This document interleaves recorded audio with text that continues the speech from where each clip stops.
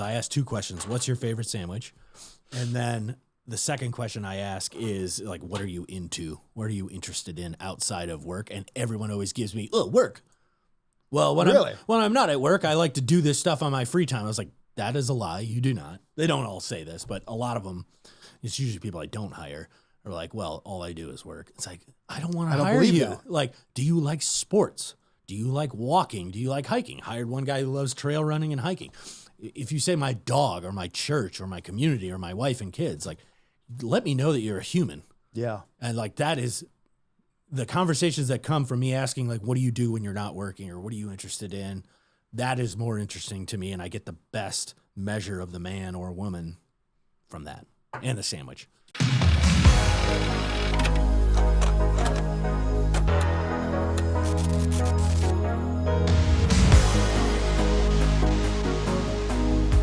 Welcome back to WhoVersus episode 9 million. We're talking about hiring, firing, and the Bureau of Labor Statistics. No, we're talking about hiring, managing, and firing. The progression. You've never had to fire anybody. Yes, I have.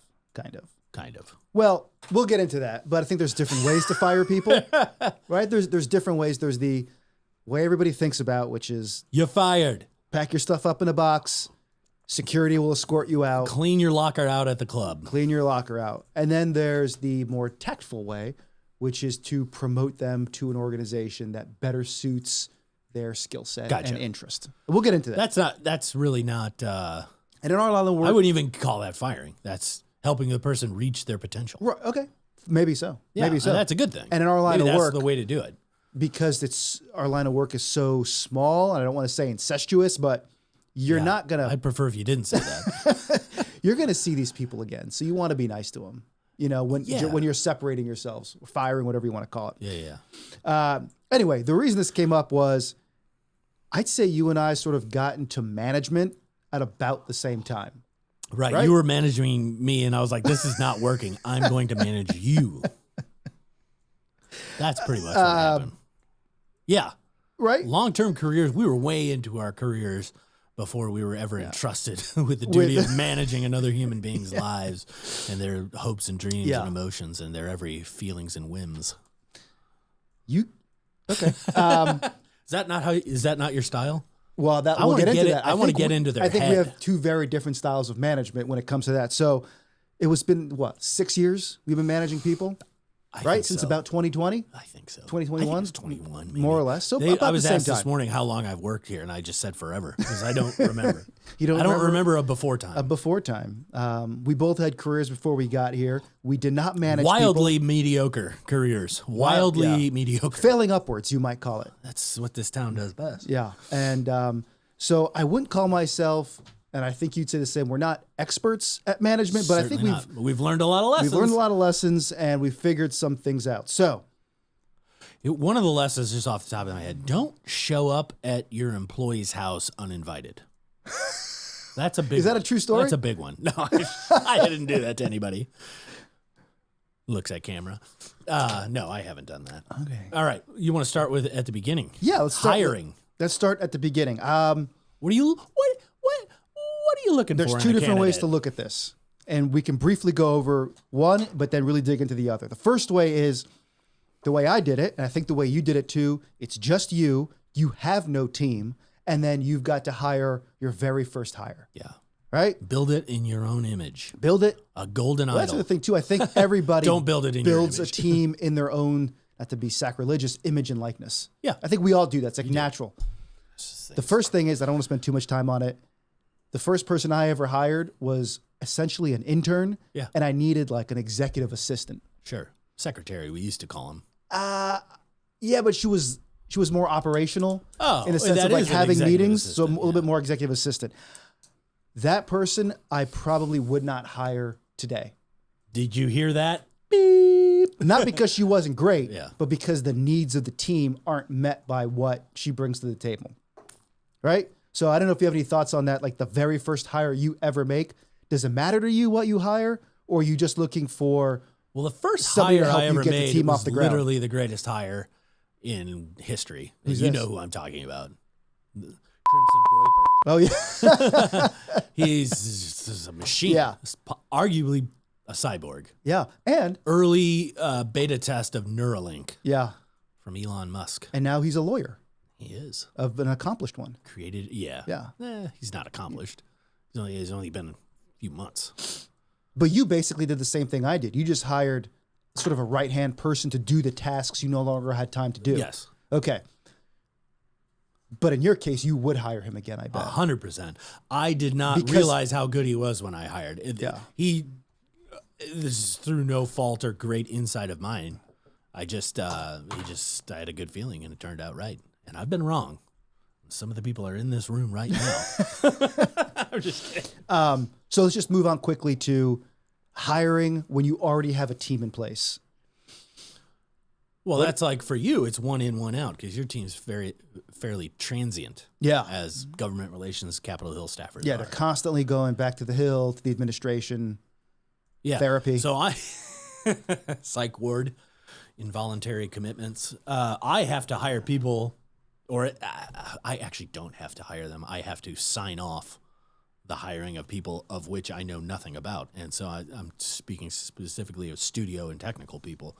I don't know anything about this. I literally don't understand anything about this. And I'm expected to, so I sit in these, and Neo behind the camera has been part of this. I'm expected to sit in these meetings while the technical person that is doing the hiring, I'm trying to not say names or be vague, although I did just say Neo. Again, It could be a code name, his hacker name. it's not. It's not. Anyway, they have to ask all the technical questions, and I just have to ask, like, based almost on, like, book cover, like, is this person good or not? Like, are they dressed? Are they drooling? Like, how do they make eye contact? How much drool is okay? So I have to ask, and I end up asking totally bizarre questions because I need to get a sense of this person. So go back to the very first technical person hire, right? You've hired other people to do operations things, right? Move tables, set up rooms, that kind of stuff. You've hired, bookkeepers, but the first studio's technical person, how did you make that call? Because you don't know. I had a consultant that found the person, recommended the person, and sat in on the interviews with me. Okay. And then and very rarely do I need to call, because this is a small community on Capitol Hill, and when I'm hiring those people, I likely know their boss or know someone who's worked with them, and I can just talk to them. I was like cold calling references, which I've never had to do before. Wow. It's not that I don't like cold calling. You have history in cold calling. I hated it. Mm-hmm. I don't like it. Why? I don't like to talk to people on the phone, period. Okay. Number two, I don't like talking to people I don't know and can't see. Well, not to go I like to smell people. I'm like Tucker. It's the smell it's the sense. smell. Not to reduce things to absurdity, but how did you know that your consultant had the right ideas? The consultant earned my trust and was also recommended by someone I know closely. Okay. I guess that's what I'm trying to get at is at a certain point, it's your gut call. Yeah. Like it is back on you, even if it's technically you don't understand anything, it's on you. And that's why resumes, I demand a resume in front of me, and I just want it for purely biographical information. Where they went to school, where they lived, or whatever. Any of the things that quantify their experience below me are worthless to me, particularly in a technical role, because I don't know what any of it means. It's like this person has 7 years. Like I know what Adobe Photoshop is, but I don't know Blackmagic, which is literally I think it's like a program or something that these people use. So more than anything, and let me just sum it up because I'm tired of chattering and I want you to go, is I always ask questions. I ask two questions. What's your favorite sandwich? And then the second question I ask is like, what are you into? What are you interested in outside of work? And everyone always gives me, work. Well, when I'm not at work, I like to do this stuff on my free time. I was like, that is a lie. You do not. They don't all say this, but a lot of them, it's usually people I don't hire, are like, well, all I do is work. It's like, I don't want to hire you. That. Like, do you like sports? Do you like walking? Do you like hiking? Hired one guy who loves trail running and hiking. If you say my dog or my church or my community or my wife and kids, like, let me know that you're a human. Yeah. And like, that is the conversations that come from me asking, like, what do you do when you're not working, or what are you interested in?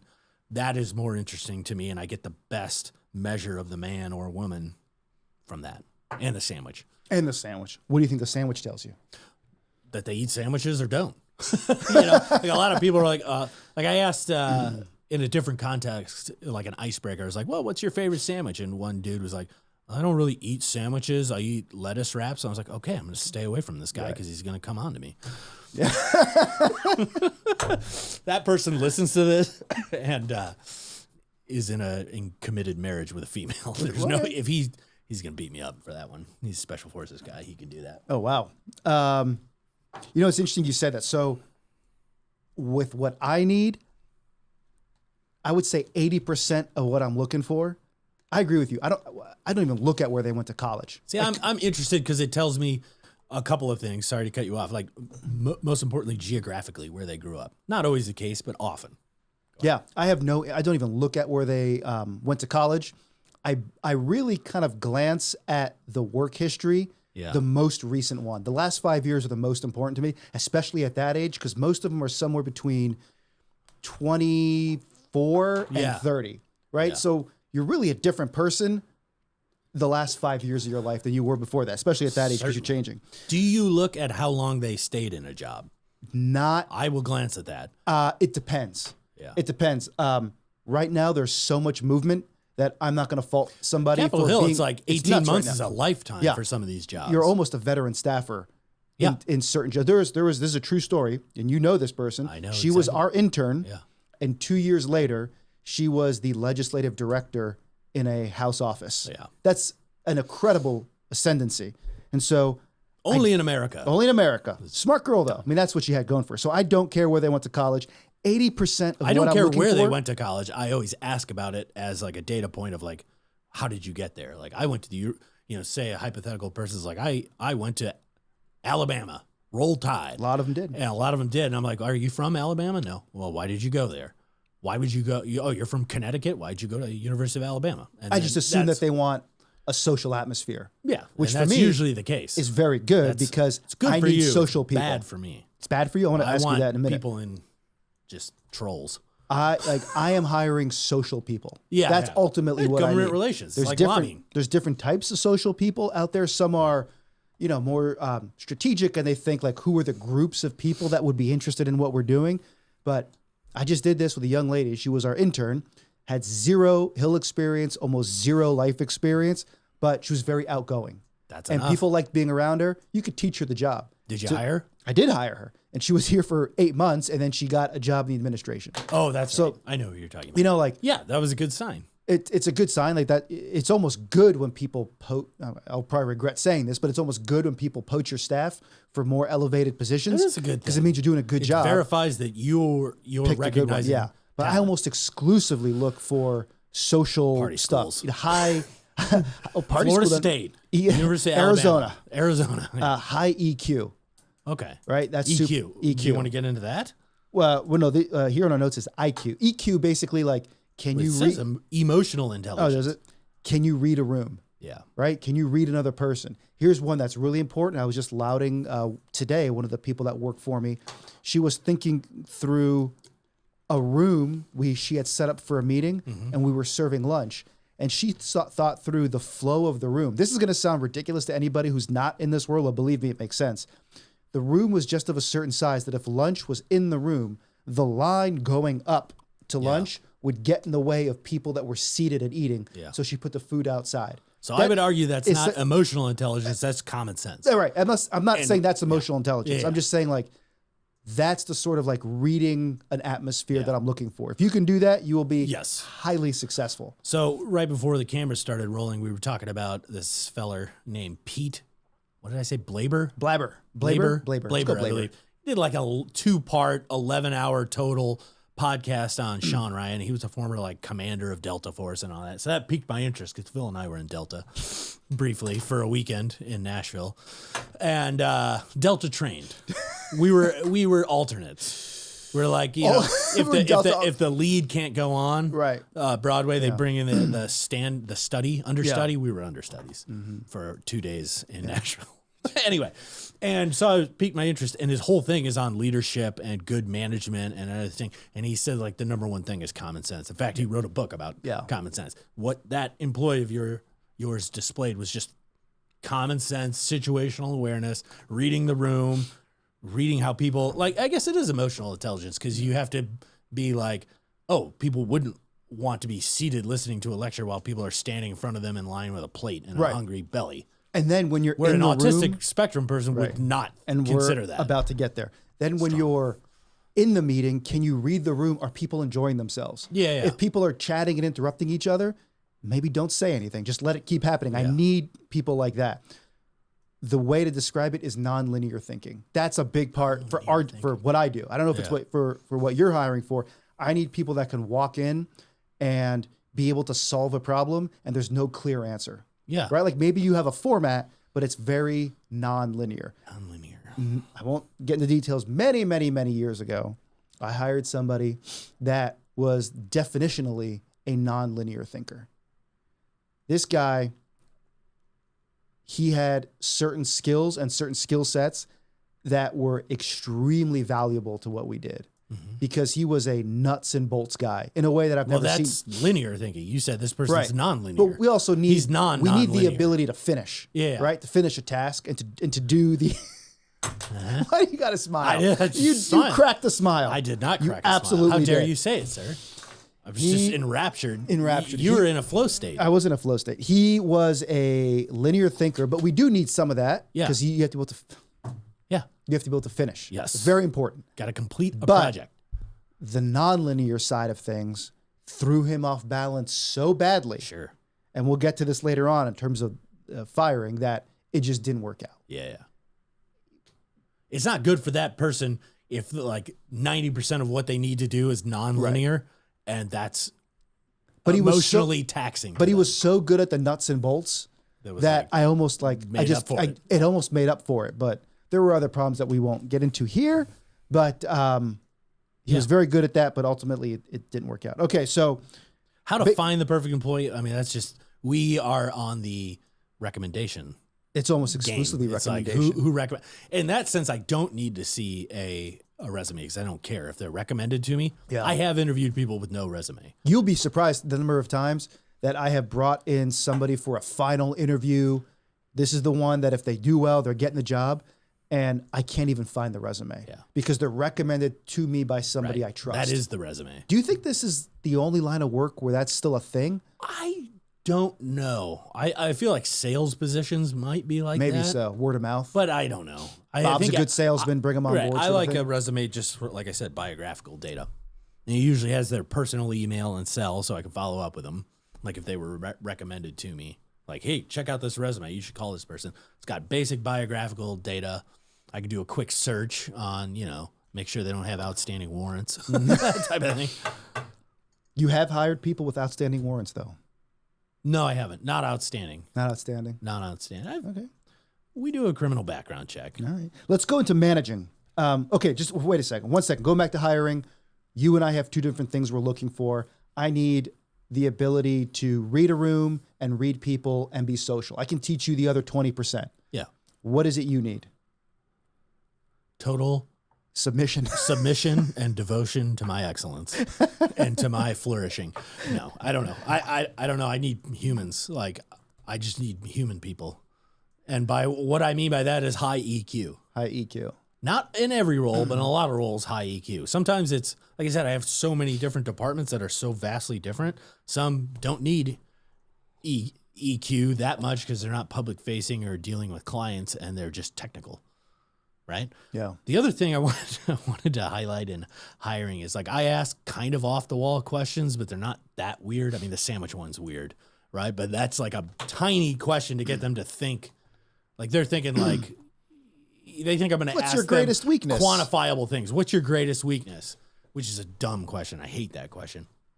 Asking them something that puts them on the back foot and they have to take a second and think about their favorite sandwich shows me something. Now, there are some, and this Blaber feller, I think he's a retired colonel, says that one of the questions he got in, what was the question he got? He got asked a bunch of questions in selection for Delta Force that were strange.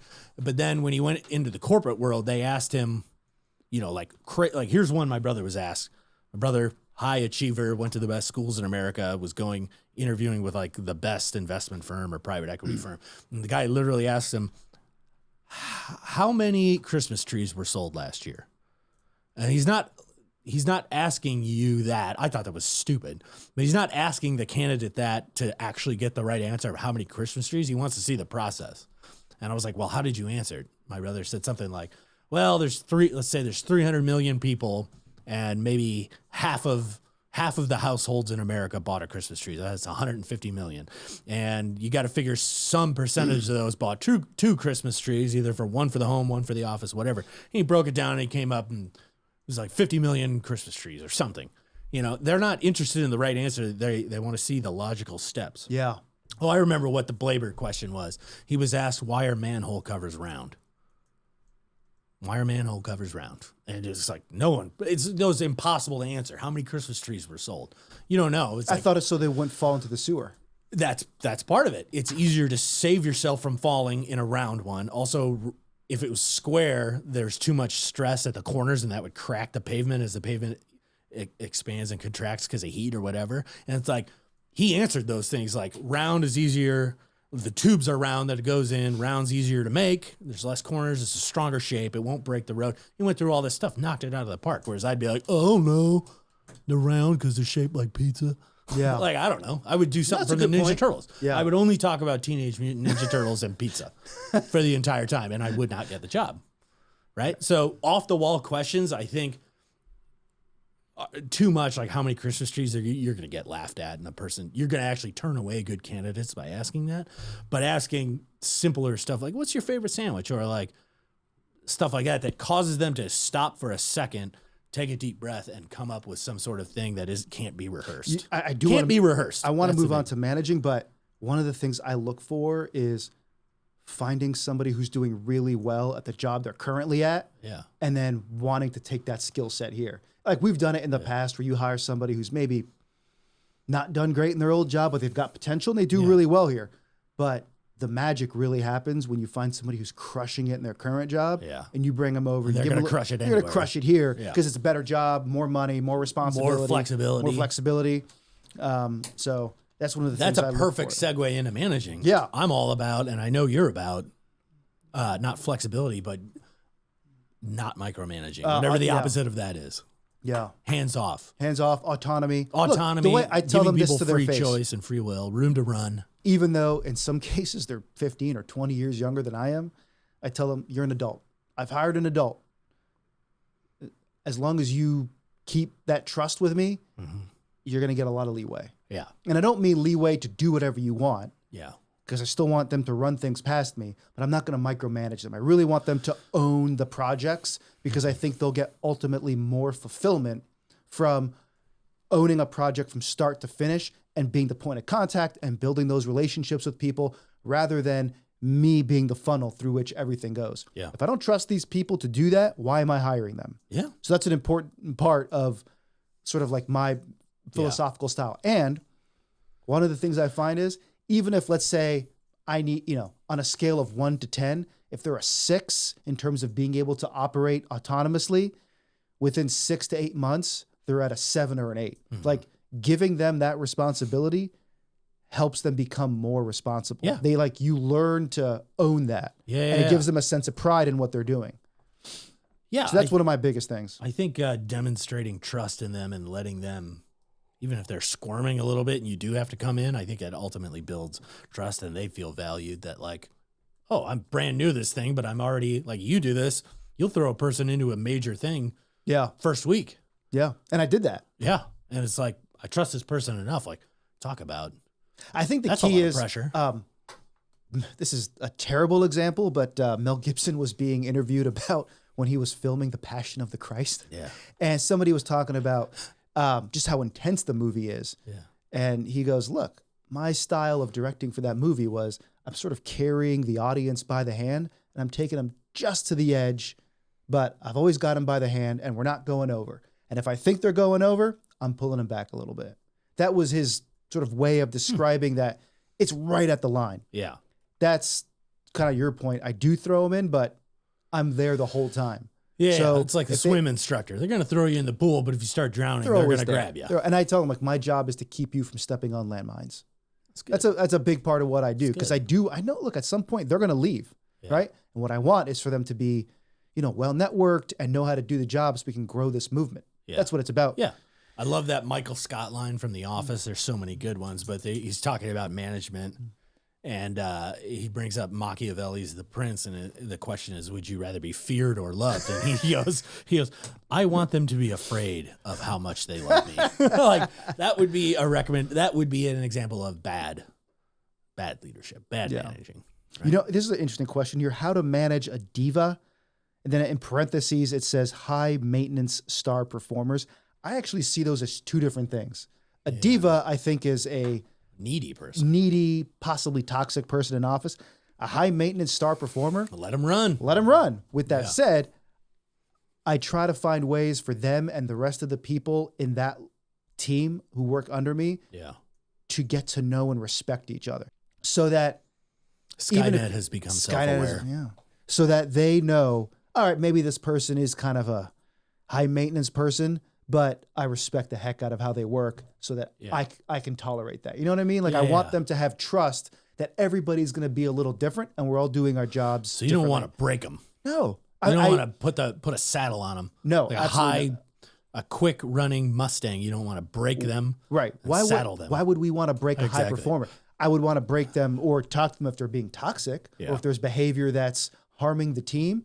But if you're a hard charger and you've got your foot on the gas and you're going 100 miles an hour and doing good work, I kind of want the people doing, 60 miles an hour and so work to see, hey, this is the new example. That's what I really want. Yeah. It's for them to see there is a better way and I can be doing better. I want to usher them all along rather than bringing the high performer down to the median. Yeah. No, that makes sense. Task delegation. What do you think? How do you delegate tasks? I feel like I do it effectively. It's usually I don't want to do this myself. You're doing it, and it's not. It's things that I have done and am capable of doing, but it's just like I don't want to do this right now. I don't have time for it. There's like a higher level thing. Not that I have these great high level things, but a lot of the tasks I could accomplish myself, but they're probably not the best use of my time. That's the most important. And so that's what I'm delegating, and that's what I mean when I don't want to do this. I'm capable of it. Yeah. I've done it. Okay. Do you see yourself like sort of the same way I do? And this is not like patting us on the back. We're kind of like coaches. We're not the players on the court or on the field. We are calling the plays. A conductor. We're a conductor. Symphony conductor. And like we have these players that we've, signed and hired and all that stuff. Like they should be the ones doing the day-to-day stuff. Our job is to see the entire field and how all the players are moving together. I wish I saw the entire field. So like that's how I task delegate. Yeah. It's not that complicated. It's some combination of what's your natural skill set. Yeah. Right? Like, are you great at nuts and bolts? Are you like very social? Yeah. Are you more of like a thinker? And we can get into that in a little bit. And what else do you have on your plate right now? So in my room, my office, I have a big whiteboard with everything that's going on. So I get to see, Mary has 3 things going on. Madison has 2 things, and Callie has 1 thing. All right. Well, Callie's up next. Yeah. And she just gets 2 things now. That's the way I look at it. Yeah. Right. That or curated delegation, right? It's like asking someone who is not an outgoing person to do a super outgoing task could be taxing on them and won't get done as effectively, or it's an opportunity for growth. This is a little bit risky, but that's the way I look at it. I look at it like, if you're going to work in this environment, I don't mean our office, I mean this city, right? Yeah. Politics. You have to stretch yourself out of your comfort zone a little bit and maybe do things that are social if you're not. So if you're just a nuts and bolts person, you like being at your desk, typing stuff out. You got to get out there. You got you're doing this now. That's kind of how I look at it. One of the things we did last week is I had everybody do the working genius test. You ever heard of it? Yeah. Yes. So I had done this before. Every time I do one of those, and my wife tried to get me to do like an Enneagram the other day, you get done with the thing, and then it's like, put in your email and pay $20 for your results. I'm like, where is the free one? Send me the free one. There is no free one. So this one it's like $25 and we paid for it, but it's not a personality test. Okay. It is literally what it is. What is the way you work? Right. Okay. Right. So some people are, more, they like to get other people excited about what's happening. Some people are the ones you send to like, it's your work love language. Your work language. Just like finish this project. Some people like to think about all the different possibilities of what can be done. Others are more I'm forgetting all the other ones. Sort of like it's more of a gut check, right? Like you make decisions based off of your gut. And we all did it. And I'm not saying they're the right decisions. That was mine too. I'm a gut check guy. You're basically good at 2. Decisive, not necessarily correct. You're good. Well, that's a thing too. You're good at 2. You're okay at 2, and then the last 2 sort of are what they call your frustrations. And so we all did it. I had done it years ago, but I forgot what mine was. And we just used it as a way to talk to each other. Yeah. Right. And so this isn't the gospel, right? It's just, it's a way of thinking through how you and your colleagues talk to each other. That's so valuable. I spent some time saying, okay, based off of your results, how is it best? We were in a group. How is it best for me to task you with things?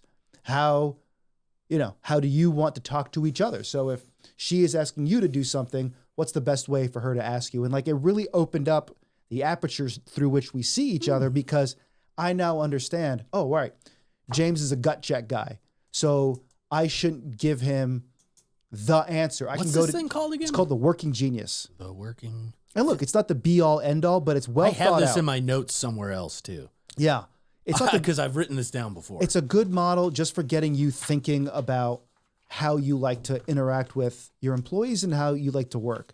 But it was really good. They got a really good sense of, oh, I understand why you're such a hard charger, because your working genius is tenacity and you just want to get after it and just get the job done. Yeah. Whereas I am more of what they call a wanderer. You just sort of want to think about, hey, things are good the way they are now, but can it be better? Whereas a person who's tenacity, if I'm getting all this right, is sort of saying to themselves, I've just been given a task. I've just got to complete it. I got to zip this thing up, right? Yeah. So it's like they have a greater understanding of, oh, if we ever butt heads, it's because I want to think about how it can be better. You just want to finish the task. I see. Right? So it's sort of helpful. So those sorts of things were sort of, I like doing that kind of stuff. I will say, before we get onto firing, I've tried to get better at, how do I put this?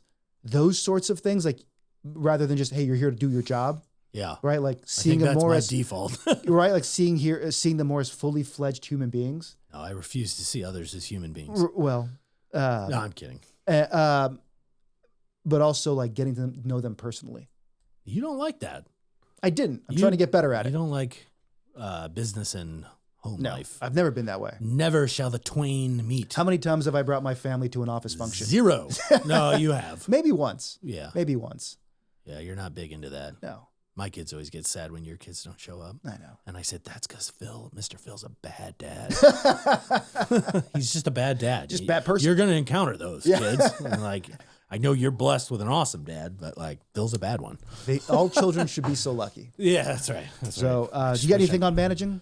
Not really. I'm still learning. Still figuring it out. Figuring it out. Here's my thing. I think I manage in the way I like to be managed. Yeah, that's the same. And that might not be what's best for all the employees that are under me or report to me in some form of the chain. So maybe I need to work on it. Well, that's the point of... I have not figured it out is what I'm saying. That's why that working genius test was good, because that's exactly it. Yeah. If a person's working genius is that they just need to be given the task and then complete it, that's not how I like to operate. I like to be given like broad strokes and then you figure it out and then come to me with problems or we'll check in.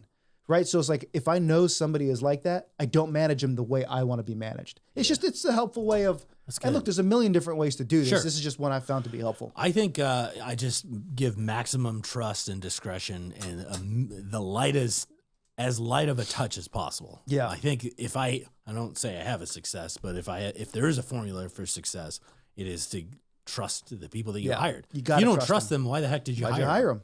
You know, it looks, here's another thing I'm managing, and it's kind of hiring, is I heard long ago that like A-rated people, A's hire other A's.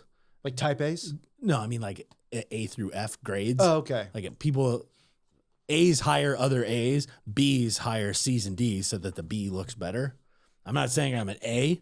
Maybe I'm a B, but I hire A's. Yeah. Not to make me look better, but like I want to hire people that I think are better than me. Yeah. Like I don't want to hire someone that I know is like intellectually or emotionally or technically way downstream from me. So I look better. This doesn't help anything. Do you that makes know it worse. I want to hire this? Oh yeah. Really? B's and C's hire people beneath them so they look better. Every bad boss you've ever had probably tried to do that. And then when you start performing higher than them and it's clear that you're like in a different intellectual class than them, they resent you and then they make your life hard. Yeah. I've had that experience. Do you think people who do that can actually be successful as managers? No. I think that's what a bad manager is. Yeah. Like, they say people A's hire other A's, but I think like wouldn't consider myself an A, but like maybe a B minus. I'm still hiring A's. I want to hire people better than me. Yeah. That make me want to it's 'cause perform you're humble. higher. Yeah, maybe. You're humble. You just want to do the job well. Humble. But yeah, I want the job done well. Yeah. This isn't really about me. Like I want the job done. That's what I care about. Maybe if I owned my own business, I would have a different thing. But like, I'm just another rung in the ladder. Well, if you owned your own business, you still have every incentive to hire A's. Yeah, because you want your business to be successful. And those I guess just don't be a piece of shit and hire good people. Yeah. Like, who cares if you look better? I think I feel like the people that do this, that comes out of a corporate world where it's like, this is the sales and marketing team. This is research and developing. They're all fighting over limited resources. And like, you view like my personal advancement in this massive faceless corporation is better served by me looking really good in front of the boss than my team actually performing. Yeah. Whereas if you're the CEO and you're just looking at the metrics of the different teams, you win as a team, you lose as a team. Yeah. Like this guy might get promoted higher and higher up to a point because he's like the funniest guy at the bar at the happy hour or whatever. But like if he sucks and is a bad manager, eventually you would hope he'll burn out. Before we move on to firing, why wouldn't you want to, if you were a B, why wouldn't you want to hire an A? Because, okay, sure, maybe that person laps you, but while you've got them, you've got an A. Yeah, exactly. That makes sense. I don't know. It's foreign to me too. Let's talk about firing. I hate to, but I feel like you've done this more than I have. yeah, not fun. Tell me about it. Well, it says, when do you know when it's time to fire someone, how to tell someone they're fired, and is it worth coaching someone? I will do almost anything to avoid firing people because it is so uncomfortable. Yeah. I think that's one thing I didn't realize as always being an employee is like, I don't know if I've ever been straight up fired, but like you feel like getting fired would be the worst thing that ever happened to you professionally. And I think it would be maybe for a time, but like firing a person sucks too. It's not like it's fun to do that. I think going back to your example of the bad rejection. manager, I think bad managers would be quick to fire. Yeah. It's just my gut. And good managers would try and coach someone before firing them. Yeah. There's been instances where I have sat down with people for 10, 15, 20 hours over the course of several weeks or months and just try to work with them on the little things, right? Like, hey, you know, when you're interacting with this group of people, you know, try to do it in this way, right? Because maybe they're not as, they don't have as high of an emotional intelligence. Yeah, they don't even know they're not. Right, they don't know it. So like, you don't know what you don't know. It would be crazy to fire someone for not doing what you expected of them if you never set that expectation. And I've done that. I've sat down. So there were actually three instances, and two instances went well and one went poorly. There was a time where I had to sit in separate occasions, one employee down, and then immediately afterward, these two, I had just come back. I'd left and then come back, and they weren't doing great. They were sort of, I think, adrift. Adrift. Thank you. That's the best word. They were adrift. And I just had to sit them down and say, hey, like, this is a problem because I know you can do better. Yeah. Holy moly, man. Like, talk about going from like a 180. A total 180. They crushed it. Absolutely. And it wasn't, you know, I think it was just reminding them that the expectations are higher. Yeah. The expectations are higher. And those are the best instances. That was just one convo and that was it. And then there was another instance where 15 hours of, you know, over the course of several weeks. And that is when you know it's time to fire someone. What clicked with me, and I actually had to seek counsel from my superior, which was, this person's not going to change. Yeah. That you like, there's no metric to know when they're going to change. It's kind of just, you just see it. And there was also sort of like a lack of respect and understanding that this person was on the ropes and they didn't care. Yeah.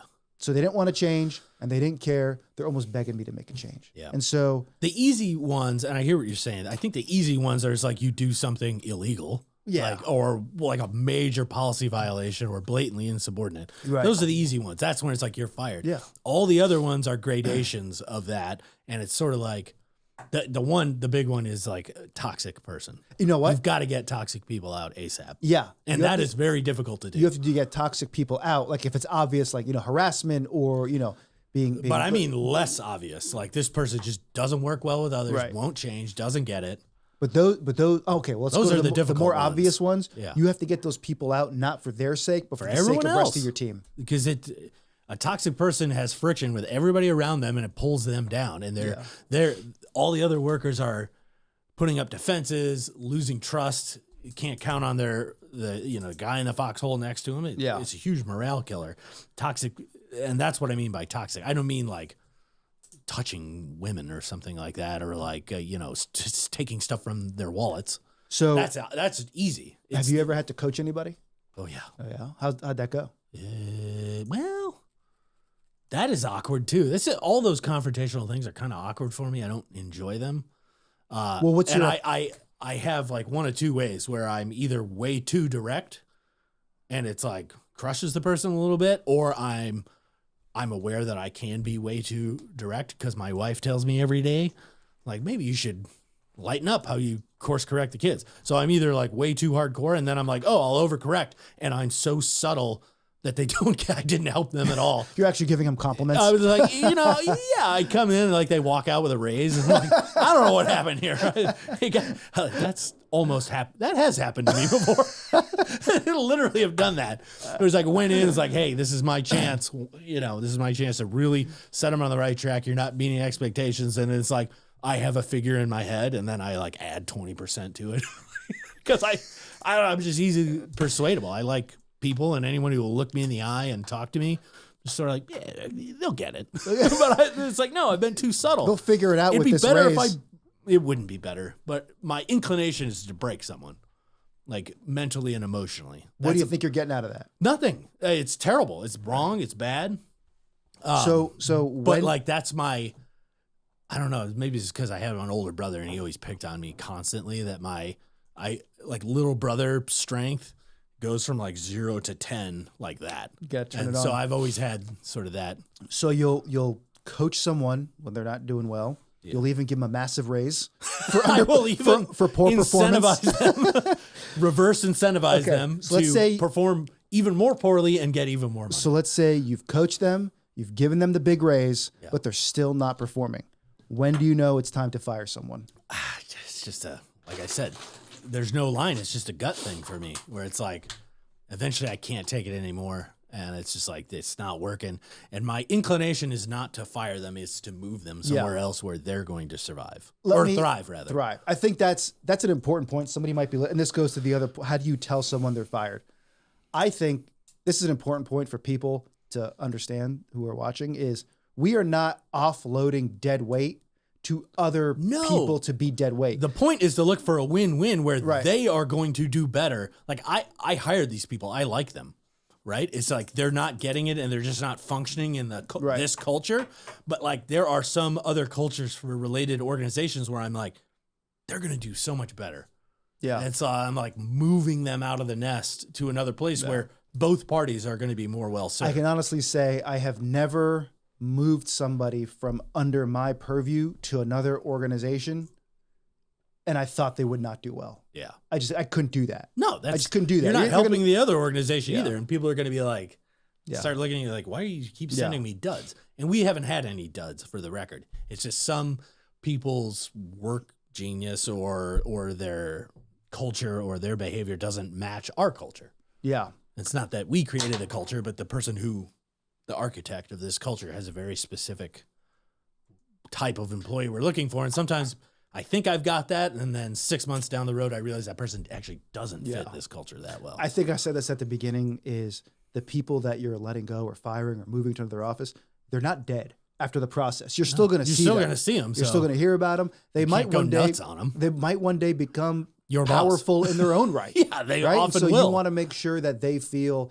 as much as possible. Look, everybody feels hurt when they know that they're getting moved out. Yeah. But as much as possible, you want to respect them. And there's, sometimes it's done better than others. And maybe I haven't done it as well sometimes as I should have, but you always try to. So what do you think? How do we wrap this up? Let's talk about Bureau of Labor. I don't want to talk about the Bureau of Labor Hold on, let me statistics. just see. It's just unemployment rate. 79.8% of U.S. families had at least one employed member. I hope so. A family with no employed members? Yeah. That's not good. Yeah, That's higher than I would have thought, though. Actually, you think about welfare families. I don't know. I think the important thing is stress. Like, this was what made me uncomfortable about this conversation is that we were talking about ourselves, and like, I don't want to get the impression that people think like I've figured it out. No, we absolutely have not. This is like, oh, let me pour all my knowledge forth on management. I'm still figuring this out. I'm only a few years into actual managing. I have a huge team now, like 19 people that do the most different things. I have farmers, and then I have high functioning autist studio people, high test. That's what I'm doing. I have an arborist on staff. That is a person who cuts and trims trees. I have an arborist, a guy who builds roads, a guy who farms, and then I got a lawyer, and I got high-end technical people like Neo. So it's like, talk about a master class. I think they don't teach this at MBA schools. I think today's show was more just about like talking out loud. I just about wanted some of our struggles. I wanted to come across humble because I am not one of these DC like people high on their own supply. Megyn Kelly, talk about a character arc. Yeah. She went from blood to the way right of MAGA. Yeah. I did not see that character arc happening. Who's had a more fundamental turn? Her, Tucker, who else is in the conversation? It's almost the same. It's Russell Brand. Russell Brand. Yeah. Well, he's not quite as He's not political. His voice is more like religious. Yeah, and community based. But still, he was like, used to chain himself to bulldozers so they didn't run over trees. Yeah. And now he probably still doesn't want trees run over, but like he's so far at the other end of the social awareness spectrum. All right, cage match fight to the death. Russell Brand, Tucker Carlson, Megyn Kelly. Who's the last one standing? Megyn Kelly. Megyn Kelly. Yeah. Without throwing a punch. How does she do it? She would just soothsay, and those two would fight it out and kill each other.